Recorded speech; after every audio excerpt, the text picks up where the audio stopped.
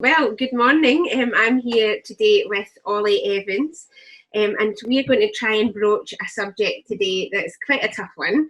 We're going to talk about Black autistic lives and why they matter. It should be straightforward. We should know that every life matters. We should know that, of course, autistic lives matter. Of course, Black lives matter. But we're at a point in history, as you can see if you turn on the TV and social media, where these issues are super heightened at the minute for good reason. And so it's my privilege to talk to Ollie today. Ollie, you're part of several communities that speak on these issues. Would you like to just tell us a little bit about yourself first of all, maybe a little bit about your journey with autism as well? So I live up in the northeast. Just I think the nearest big town people would have heard of is Middlesbrough, but I live in a town called Redcar. So I moved here about 6 years ago, and I've had quite a nomadic life. Really, I've kind of struggled to find a part of the country that I can just sort of settle down in. That's where I am at the minute. For me, my autistic journey has been quite a strange one, I think, from what I've read on compared to other people's autistic journeys, in that I was only diagnosed last year as autistic. So I've lived the greater portion of my life where I've been able to reflect on myself and things, just thinking I was just really weird compared to other people around me. And so growing up as a child, I was always described as a challenging child, because I could just lose my temper at like the smallest of things. So my mum had a bit of a hard time, because I grew up between Zimbabwe and here.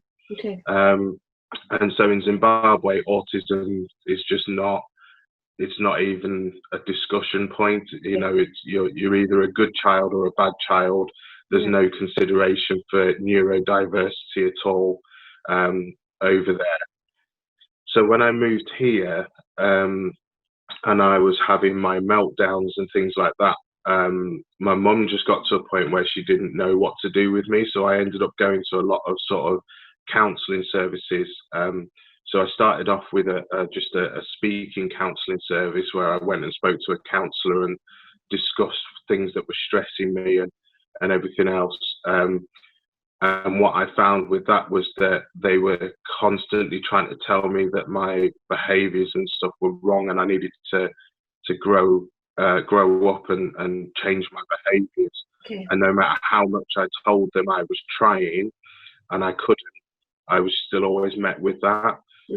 So my mum pulled me out of that, and on the advice of another counsellor, sent me for Autistic counselling. Which, if nobody's ever heard of that, what that is you go and do, it's a traditional kind of counselling service. So you talk, but whilst you're talking, you're carrying out some form of arts and crafts.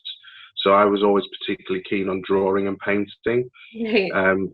So once a week I would go to a lady's house, and we would have a conversation for sort of 10-15 minutes, and then I would go off and do my art. And actually what she was able to do was interpret my drawings alongside my emotions and my feelings.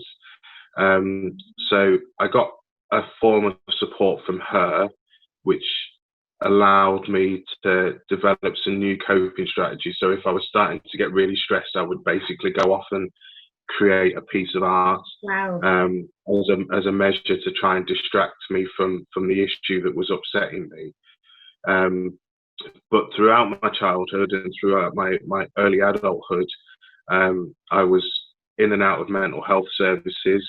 I was diagnosed initially with emotional dissociative disorder, which for people who don't know about autism, that's quite a common diagnosis, because part of the autism is not understanding and being able to process your emotions properly. So I was diagnosed with that. I was actually sectioned at one point when I had a massive meltdown in the street, and the police had just recently got their 136 and 135 powers. So I was detained under that and taken to a mental health facility and was kept in for 48 hours for assessment, and was released with saying that I didn't actually have a significant mental health disorder. But I don't know if you can pick up through what I'm saying to you now, is that at no time did anybody mention autism or Asperger's. So I was always left with a void because there was never a real answer, because I knew that the EDD diagnosis was not what it was. I knew what emotions I was having. I just didn't know how to articulate those emotions. So I would get very, very stressed, and then that would trigger another meltdown. So the reason that my diagnosis came about was because I ended up going for counselling after quite a traumatic event that occurred through my work, because I worked for the ambulance service. So I'd had a job which was quite, it played a lot on my mind, and I couldn't close it off, and I was just left with lots of answers.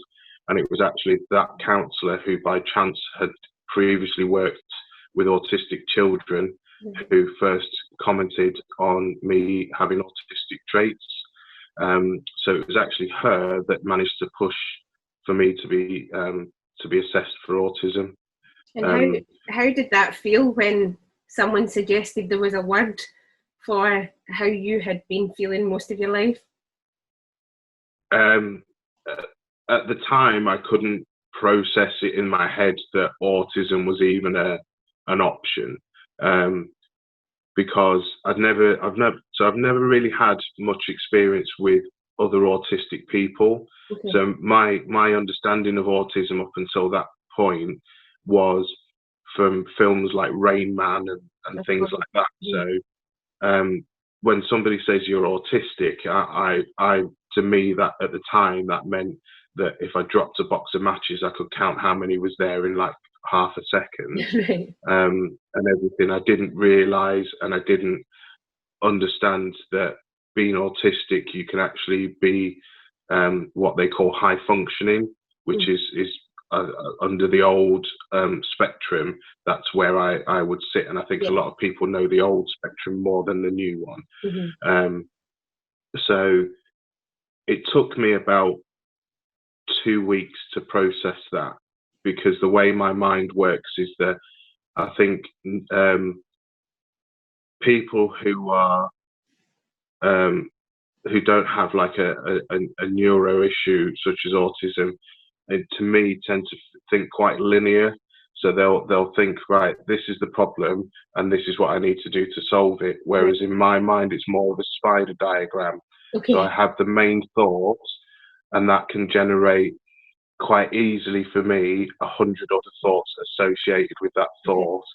And it's almost like the way I describe it is I describe people to people that my brain is like a supercomputer. So I can process that 100 thoughts in anywhere from a matter of seconds to it might take me a month, depending on what the issue is. But at the same time that I'm trying to do that, I find solutions, and then the solution triggers another thought process where I have to weigh up options and outcomes. So even for something like going to the shop spontaneously, that's not just I need to go to the shop for milk. That for me is I need to go to the shop for milk. What do I do if I get there and it's really busy? What do I do if I get there and they haven't got milk? How do I then achieve the end goal? So that just kind of gives you a little snippet there of the things that go through my mind. So yeah, living with autism I wouldn't say that getting the diagnosis was like an instant relief. If anything, it threw up more questions. And I've been really, really lucky that my autism practitioner, a lovely lady called Stacey, has just had all the time in the world to sit and Right. discuss the impact of autism with me, and help me understand what parts of my personality and my behaviours are the sort of are generated through the autism. So with having that kind of support behind me, I've actually come to terms with the diagnosis a lot faster than even they thought I would. Great. So now for me, I'm just Ollie, and I'm autistic, and So, that's who I am. yeah. And there's nothing more I can add to that. Yeah. And so, Ollie, you mentioned you grew up between Zimbabwe and here. Your accent's a bit more southern than Teesside. You've moved around the country as well? Yeah, so I've probably had 50 or 60 different accents since I've been able to talk, because one of the things that I knew I did, but I didn't associate with the diagnosis, was a thing called masking. Right. So I can go into a situation that makes me really, really uncomfortable, Okay. but over the years, I've learned ways of basically copying and emulating other people's behaviours.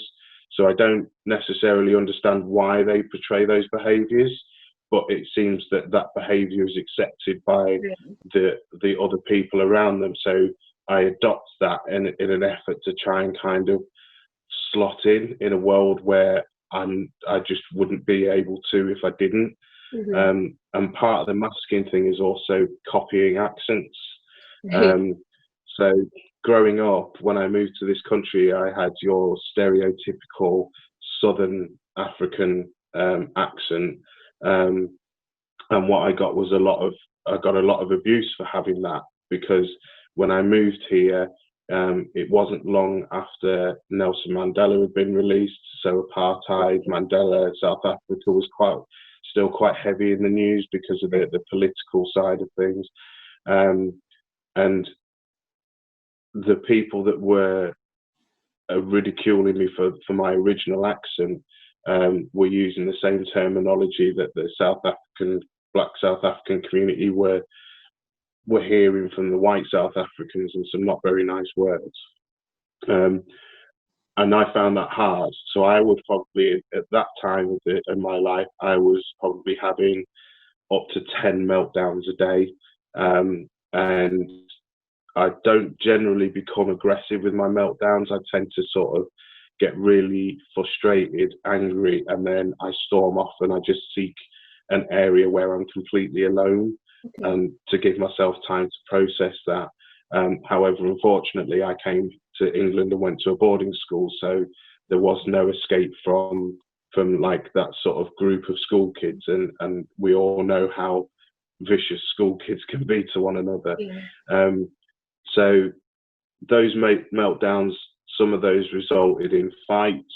Some of those resulted in me, through frustration, just punching walls and things like that. So again, at school, I very quickly got tagged as being that naughty kid that will kick off every time somebody says something to him. Yeah, so it's that wasn't a very nice part of my life. So that's kind of for me was probably the first time where I started to feel like I have to try and do something different to stop that kind of abuse and everything. So that's where I trained myself to change my accent. So I began watching lots of TV, not for the storyline or for the actual content, but more for the accents. And I suppose in the same way that you would be trained through elocution lessons, I started trying to say phrases with more of an English accent. And it took me about 6 months to lose my African accent altogether. But then what I noticed was every time I moved somewhere or I visited somewhere, I would very quickly start sounding or trying to sound like I was native to that part of the country, Mm-hmm. in terms of my accent. That's exhausting, isn't it? I mean, you've already told us about this kind of inner monologue whenever you're, you know, making a decision and going on a journey. And then to add into that another layer of, when I'm doing all these things, I need to then feel like I'm fitting in. That must be exhausting for you. It is, and it's not something that's got any easier as I've got older. Right. So I suffer with a lot of headaches, and the headaches tend to be as a result of stress, and the stress tends to be as a result of having to mask. So there's actually, I was watching a comedian the other day, she's a black Nigerian comedian, and she was talking about growing up and how she could, like, her mum always used to have this really thick Nigerian accent until the point where she picked up the phone and was talking to somebody on the phone. This is after they'd moved to England, at which point her mum would become the Queen and speak perfect Queen's English, but then put the phone down and go back to speaking with a Nigerian accent. And it's, so that's something that even now, so it's not so much with my accents anymore, but in terms of my mannerisms and behaviour and things like that, there is, for the vast majority of the time when I'm away from my safe spaces and my comfortable places, that I end up having to mask. And that could just be so much as standing there while somebody's talking to me that I really have no interest in talking to, or don't want to be stood in that area. But because I know that if I went with my natural reaction, which would be to just ignore and walk off, that people then say, well, he's very rude. Yeah. So I've kind of learned that I do that, and then if it becomes too uncomfortable, I will find some form of excuse to get out of that scenario. But if I have to do that, you know, a few times a day, what's happening is, if I describe a swan on the water looking very majestic, but underneath the water its legs are just going 10 to the dozen, that's how it is for me. So on the outside, I'm very calm and collected, and I look okay, but inside my mind is just screaming, and my anxiety levels are building and everything. And they get to the point where I have two options. I can either try and escape the situation, or if it becomes far too much, I then end up going into a meltdown, which can really confuse people, because they stand there and they're like, well, he was fine a second ago, and now he's just literally like having a full-on panic attack and everything. So masking is a concept that if anybody is aware of, or is aware of anybody who's autistic, it's something to bear in mind, that although they might look okay on the outside, if they're in a situation they're not comfortable with, they'll only maintain that for so long. Right. And so I would always say to people that I meet in a first instance that when they're asking me about the autism and how it affects me and everything, is if I say I don't want to go somewhere, then please don't try and push me to go to it. You can give me reasons why I should go, but then allow me the time to process that, so I can come to that conclusion myself, because then that way I'm far more likely to remain in that situation. Right. If you force me to do it, not only are you going to stress me, but also after I'm out of that situation, I'm still then stressed for a period of time afterwards as well. So, yeah.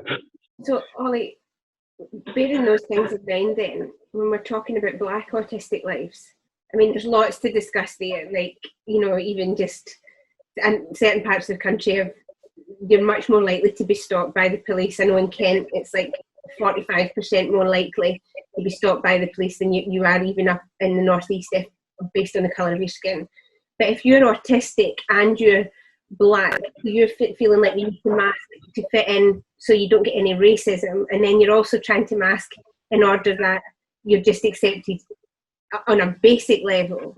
Like, this is a huge issue that we're not really talking about too much for for people of colour who are autistic?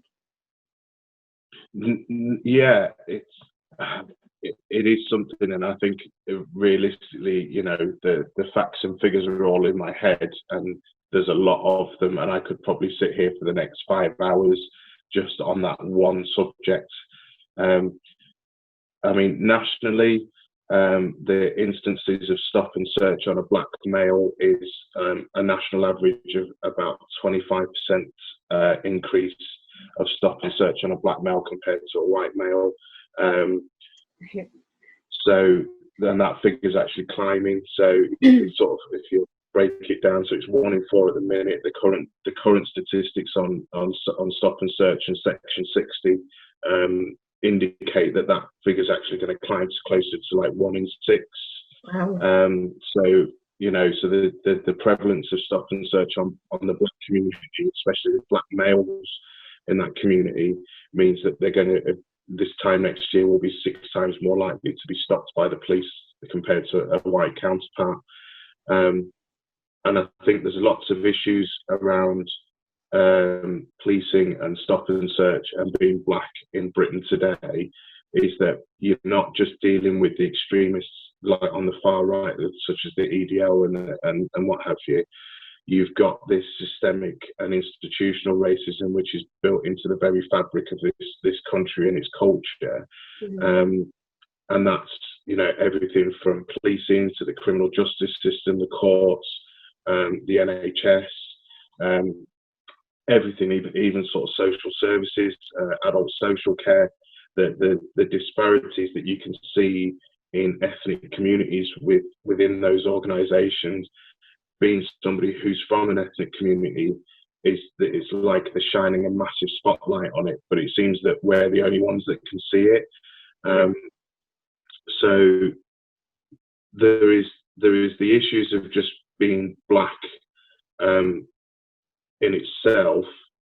Then when you throw into the mix autism, for me, I would say it's probably being autistic as well as worsened it, because I think very logically, so I don't think in terms of I'm going to look at that black person and think they're any less of a person compared to the white person next to them purely because they're black.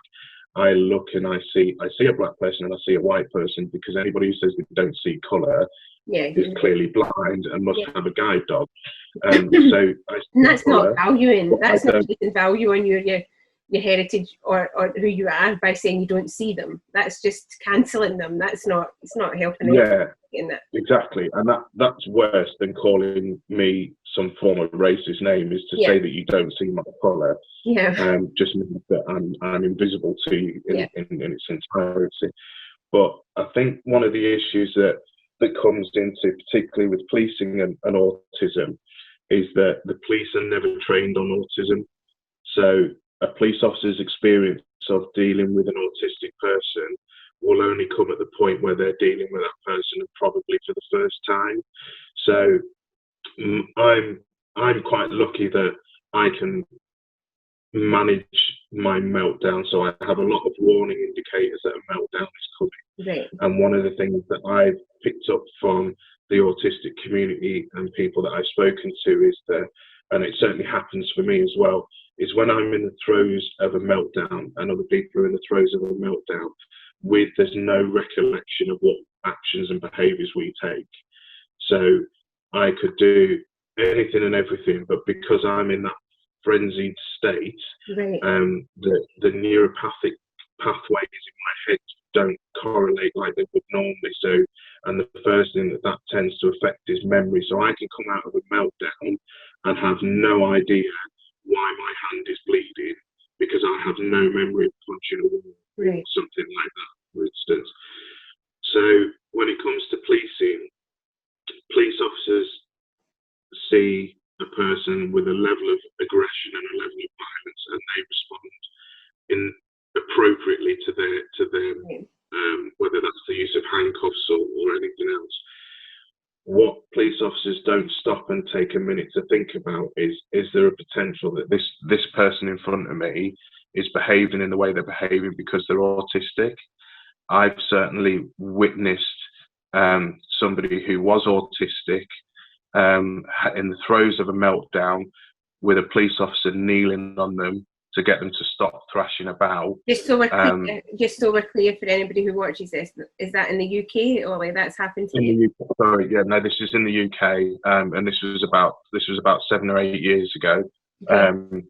And that was with the parent of that child saying, "They're autistic. Get off them. They're autistic. You're making it worse."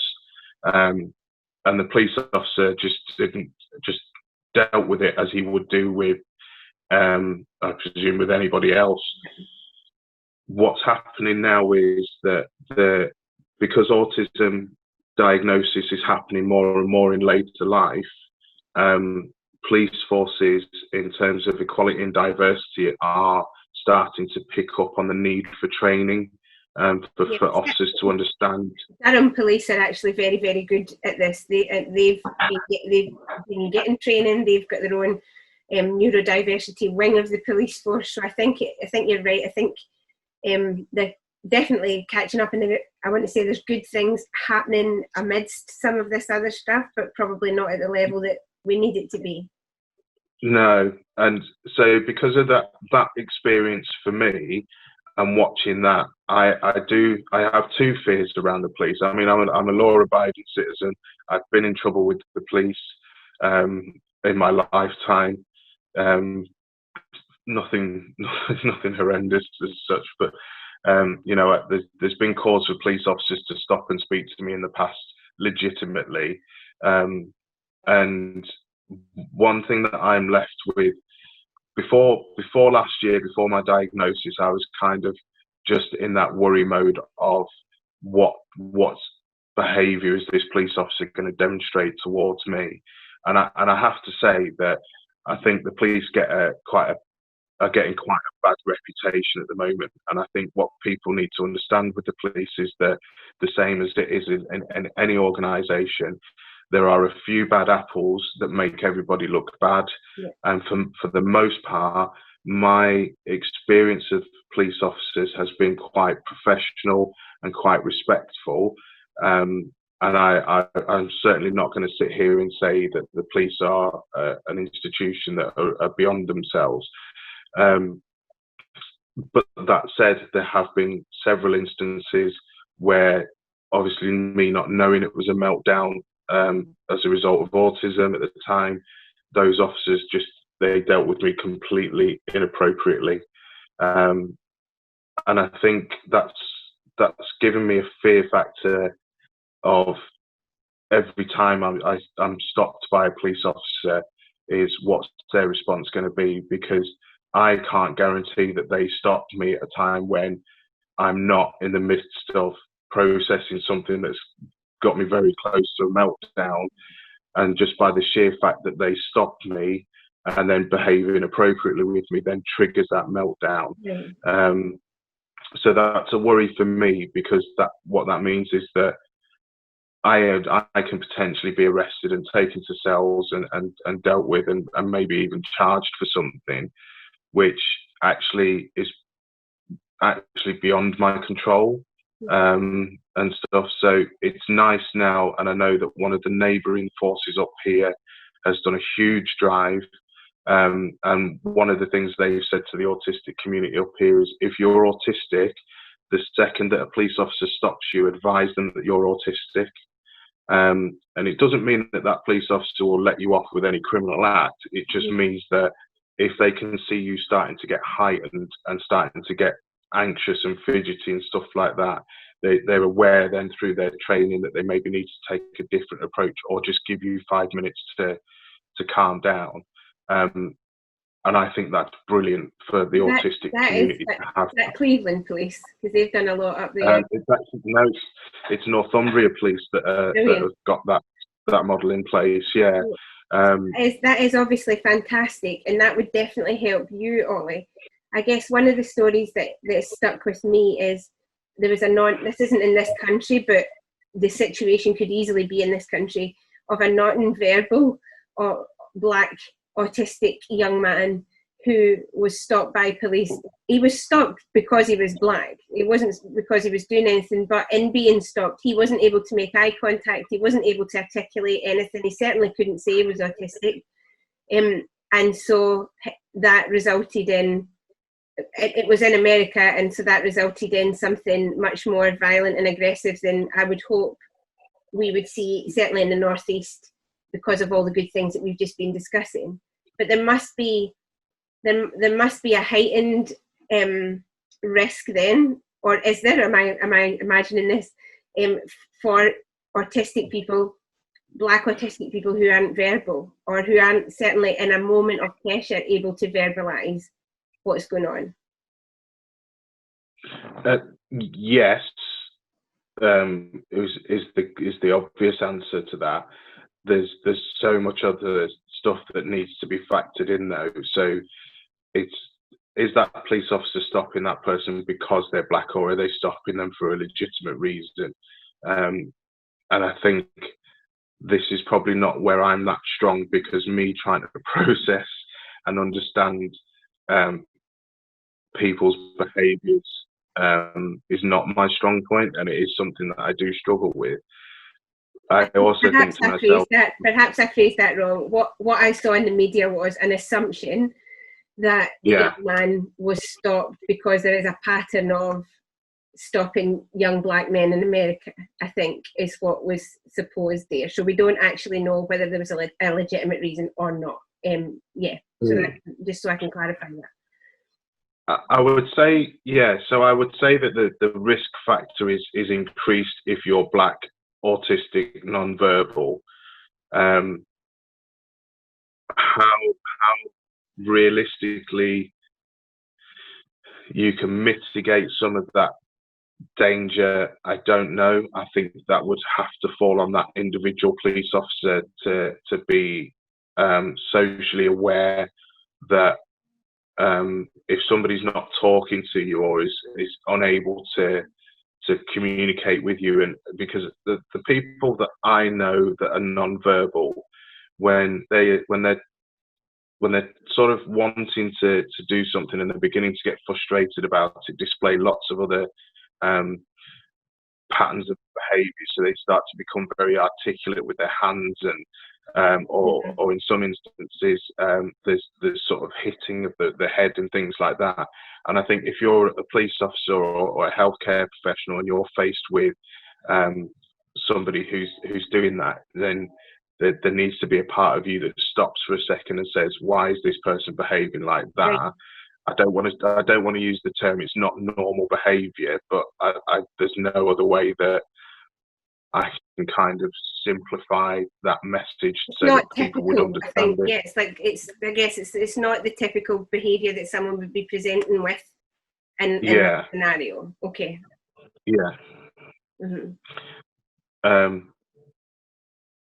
But yeah, I think autism awareness is certainly, it's come on leaps and bounds over the last 3 or 4 years. I would actually say has probably been the biggest drive for people to understand what autism is and how it can affect people. And I think there's still a huge journey ahead of activists like myself to actually get people to understand what the neurodivergences of autism, and why it's not a one-size-fits-all diagnosis. So that it's an umbrella term. Autism is an umbrella term, but my autism is very individual to me.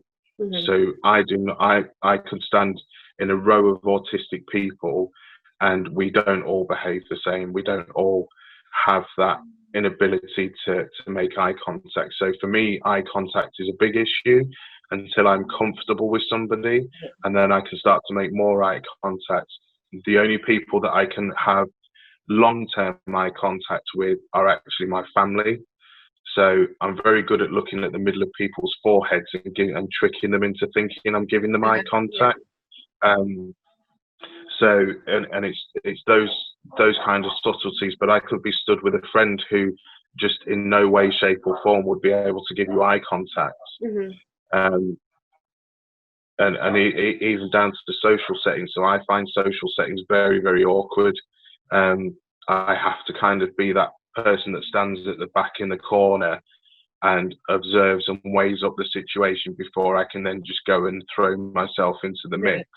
And in actual fact, one of my friends who is autistic is very good at walking into rooms, and their coping strategy is that old analogy of just diving at the deep end.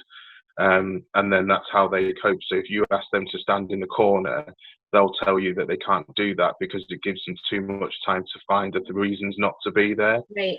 So so for them to cope in those situations, they get stuck straight into the middle and interact and everything else. So that's just one example of how two people with an autism diagnosis can behave in completely opposite ways. Right. Ollie, time is obviously against us here as well, but a question that I ask autistic people as much as possible is how can I be your ally? Like, what can I do in terms of activism, in terms of friendship, in terms of just helping you in your life? What can we do to be an ally to you? But with a specific focus today as well on race, like what do you expect of your non-Black friends at this time in history when you've got the platform to tell us what we need to hear? I think in terms of the race relations, it's understanding that the race relations issue didn't start on the 25th of May this year. This has been going on for a long, long time, and all that's happened is that very sadly somebody has lost their life, and in losing their life has pushed the issue to the forefront again. And I think we're, as a community, we're at a point where we've tried the nicey approach, and we've tried to have those very sort of genteel discussions and civilized discussions, and it's not progressed anything. And we're now at a point where enough is enough. So for us, it's about keeping that conversation going, but keeping it loud, because we're all tired. I'm tired. I'm emotionally exhausted from having to explain to people what and how racism affects me on a daily basis, how it makes me worry for my sisters, how it makes me worry for my cousins, my aunts, my uncles, because it's not just something that I can sit and go, well, it's about me. It's about everybody I hold dear, my friends and family and people I love. So what I would ask people to do is, if you have, or you work, or people who are affected by what's in the media at the moment with Black Lives Matter, and you're unsure of the issues, the first thing I would say is stay off social media, because social media will just give you people's opinions. They won't give you the facts. If you actually take the time to speak to somebody of an ethnic minority and ask them how the issues affect them, but also be prepared for the fact that they might not want to talk about it, because it is very emotional. It's very traumatic, some of the instances that we've had. And so people aren't always ready to just talk about it at the drop of a hat. And the same with autism as well, really. It's a very similar message for me, in that if I tell you, when I tell you I'm autistic, don't make assumptions about what being autistic is for me. If you want to know more, then ask me, and I'll either tell you or I won't. And it's as black and white as that for me with the autism. But in terms of allies, what we need from our allies for the autism side of things is that we need people who are able to call out others who put down autistic people, who try to tell us that being autistic means abnormal and are not part of a human normal society. We need our white allies to tell institutions, particularly like the Royal College of Psychiatrists, that their latest guidance on managing mental health and autistic people is an absolute insult to autistic people. Because what they're doing, is telling their psychiatrists to try and normalise autistic people and change their behaviours so that they become normalised and fit in with society. And it's not about that. It's about acknowledging that we're autistic. It's about acknowledging that we are different. And it's about acknowledging that actually we can probably bring a lot more to the table than you give us credit for. Yes. Yeah. So I'm very, very good at problem solving. So I do a lot of work with the National Ambulance BME Forum, and obviously a lot of that work is initially around problems and stuff. So I can sit and I can analyse an issue and I can come up with several different solutions to resolving that issue, or to developing some sort of document or something or other that I need to do or we need to do. That somebody who's not autistic may be obscured and blurred by sort of emotion and feeling and things like that. So although I still have emotions and feelings, I'm very easily able to put my emotions and feelings to one side and just look at an issue very analytically. So, you know, we as a community, autistic people shouldn't be shunned and left out of that conversation. We should be encouraged to be part of that conversation. And in that particular journal, were there any autistic voices leading in that study at all? No. No. And is that right in thinking that's the study that is talking about trying to get people to stop stimming as well, because that's classed as abnormal behaviour? Is that the same study? Yeah. Yes. So the document is it's very antiquated in its views, and two, it's very contradictory of itself as you go through the document. But what it actually does is, so because of the associated mental health conditions that are present with autism, such as anxiety, depression, suicidal thought, things like that, it's basically saying that if people turn up and they've got one of these conditions and they're autistic, in a nutshell, it's saying that you need to kind of sit there and almost telling them that don't be so silly, you need to change your behaviours and stop being depressed and stop being anxious about stuff and stop feeling suicidal. And what that does is that gives me no confidence in a time of crisis to approach the NHS and approach a psychiatrist for help with that particular issue. I know that psychiatrists will have their own minds and they won't necessarily follow the guidance in that document because they'll be able to read it and know that it's wrong. But then again, there will be some people who will just blindly follow documentation and guidance that's put out by official organisations like that, and they're the ones that are dangerous for us. It's so dangerous to be suggestive that feeling suicidal is a choice. Like, it's so dangerous to even plant that seed in your head, because then you're just in a deficit all the time of not being able to cope with what you've been told is a choice. Yeah, and it's a document that I admit I couldn't even read it in its entirety because within the first couple of pages I was so angry with what I was reading that I couldn't go on. So I pretty much I skimmed various other parts of the document at key points, and the general consensus is that autism is a condition that through psychiatry and CBT and things like that can be reversed, and it's almost like saying that it's the same as the common cold. So at the moment it's prevalent, it's out there, we don't have a cure for it, but we're working on a cure, and autism is not something that you can cure. That's right. Yeah. Because autism is the person. It's not. It's your neurology. You know, You can't take yeah, it. yeah. So you know, allies for us, and it doesn't matter whether you're an ally for race or for autism. What we need from allies is we need people who will stand up for us, because I'm not always very good at saying what I want to say, Okay. because my mind moves a lot faster than my mouth.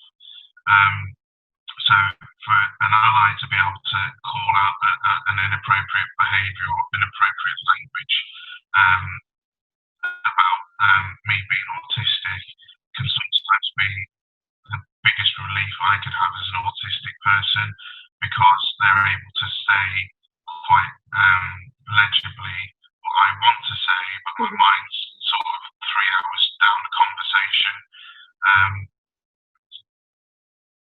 But I guess crucially on that point, I could quite easily say a lot of things, but unless I sit and listen to you privately, unless I sit and form friendships and actually listen to the lived experiences of autistic people, then what I say isn't going to be helpful or in fact accurate. So I guess in order, am I right in thinking then that to be a good ally, there has to be some depth behind that? It can't just be that, like the George Floyd thing, suddenly everybody's now on that page, but there actually has to be a commitment and a depth of relationship moving forward so that we can accurately be allies for you guys. Yeah, definitely. So you can't. So I group people into 2 groups when it comes to this, and I term them vocalists and I term them allies. So your allies will be people who, without any encouragement, will go off and educate themselves on the subject that they're speaking of. Whereas vocalists will be your opportunists that will just be in the shop at the same time you are, will know you in passing and know you're autistic and say something to someone but actually doesn't really care. Whereas your allies will have a vested interest in committing themselves to autistic people and equality for autistic people. The other thing that we need to be crucially aware of is that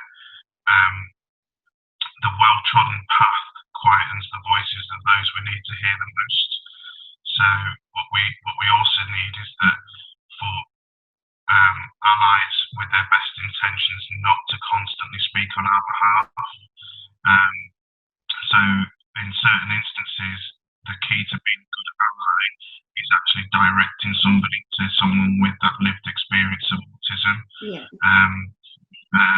And so, because if they speak on our behalf all the time, then we never ever get to say what we need to say. And by the time we do get to say it, it's too late, because people have already heard a similar version of that story. So the actual depth and meaning behind our voices is totally and utterly sort of dampened down and almost lost. So it's a big commitment to be an ally, and it's not something that if anybody is watching this or is reading any articles and thinking I would like to be an ally, it's not something you can kind of swoop in and swoop out of. It's once you're in, and it's very much got to be a long-term commitment on your part to be the ally, but in doing so, the key focus is engaging those autistic voices so that you know what you're saying to other people as an ally is coming from that autistic community, and not from a document that you've read or an article that you've read. It's actually coming as the consensus from that community, and that's probably the biggest point I could say on allies is to do that. No, that's fantastic. I think it's such a challenge, because there's lots of people that are quite well-meaning. I put myself in that category, but I think one thing for me is I've had to normalise saying, "Wow, I didn't know that," and really normalise unlearning a lot of stuff that I thought I knew on race, on autism, on neurodiversity, on multiple issues, because I care about you, and I care about my autistic friends and care about my black friends. But we've had to start saying, actually, we're sorry we didn't ask these questions sooner, and also we've got a lot of learning still to do. And I don't know if everybody's happy with acknowledging that they need to learn, but I think we need to. And one thing I would say to that is that don't put that onus all on yourself as being the ones that need to unlearn and relearn, because as an autistic person, I'm also culpable of not doing that myself, and of making assumptions and of having biases and everything. And equally, as a black person, I have those biases, I have those assumptions, and what have you. So the key to proper equality is for both sides to be able to look at themselves and say we are as much to blame, or we have as much to learn as the other side does. Yeah. And hopefully at some point in the future everybody meets in the middle. Mm-hmm. And at that point, that's when we can be completely harmonious and we can be completely equal. Perfection doesn't exist, but we can certainly get as close to it as we can. And I think in order to do that, we need to have these discussions, keep their momentum, and we need to revisit these, and we need to see if there's any changes. For me, as a black autistic person, is there anything that's changed in society that now affects me that didn't before?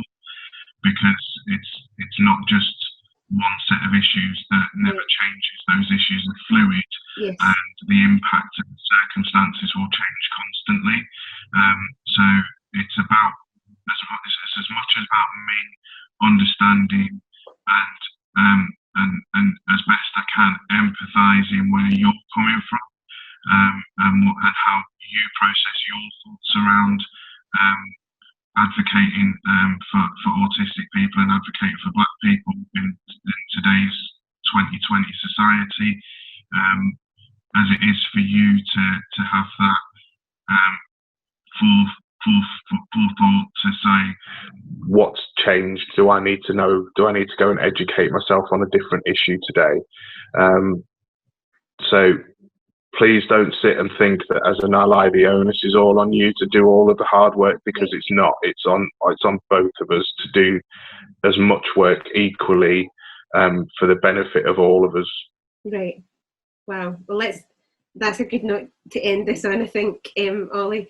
Ollie, thank you so much for being with us today, for being so honest, for helping us understand a bit more about what's going on for you. But just, I think you said there, let's keep these conversations going. So if anybody that's watching these, if there's any questions that you've got as a result of this, if there's any comments you want to add, please do add them. This will be on social media, I think, or and so if you can put them underneath. But Ollie, thank you so much. We really appreciate your time today. It's been a privilege just getting to know you and to chat to you today. No, thank you very much, and thank you for allowing myself as an autistic person and the autistic community to have a platform where we can put our side of the story across. It means a lot. So my face again doesn't say it, but in here it's processing, and thank you. And I hope that people have been able to take away something from this today. I know I go off on tangents quite a lot, but again, can't help it. I'm autistic. Sue me. So I think that hopefully I've tried to keep it legible for the most part and not go off on too much of a tangent. But again, thank you very much, and thank you to everybody and anybody that's watching this that is an ally and that is standing up for us and our equality.